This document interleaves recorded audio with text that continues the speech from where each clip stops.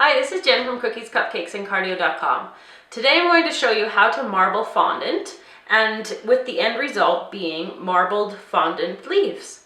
So let's get started. So to start the marbling process, what you will need is 2 different shades of fondant, roughly the same amount.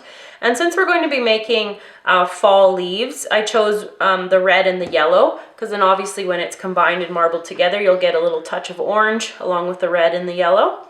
And you're going to need your leaf veining tool, some petal or flower formers, the styrofoam mat for doing your detail work, fondant roller, and then any of the leaf cutters that you have that you'd like to use.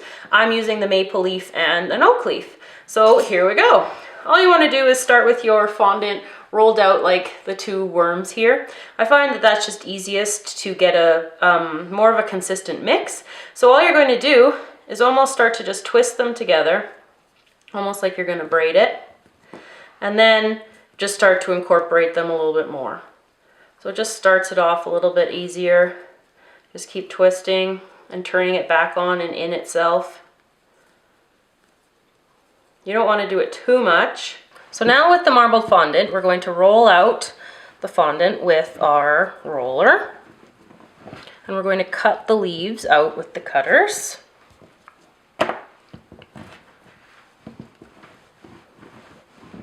Trying to get it nice and even, about 1/8 of an inch thick.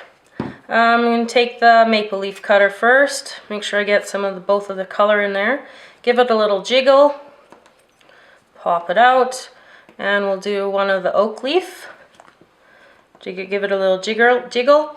What's really nice about the metal cutters is that they, most of the time, give you a really strong cut.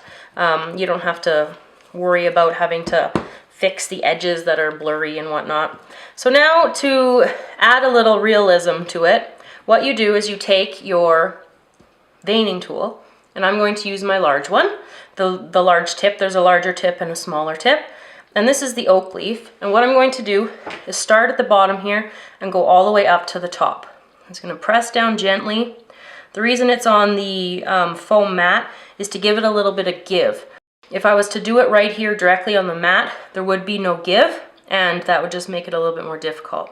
So then I'm just going to follow each of the leaves, the little parts of the leaf out, just to give it that little bit of realistic touch. So all those little parts I'm just following as if it was in the natural environment. So that's the oak one. And then the maple leaf, starting at the bottom again and going all the way up. You can see how the leaf curls when you do that with the veining tool. That's normal. And then each of these middle ones, I'm going to start right at the stem and go right to the end.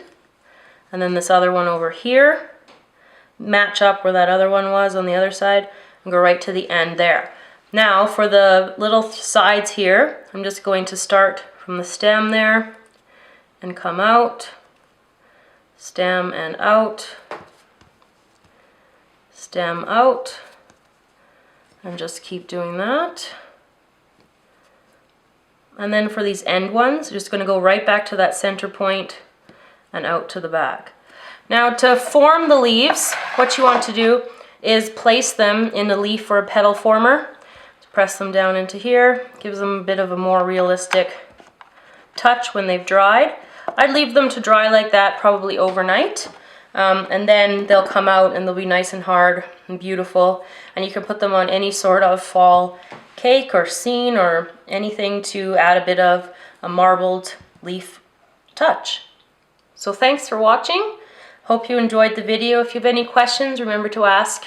We always respond to your questions in the comment box, and remember to subscribe to the channel, and we'll see you again next time.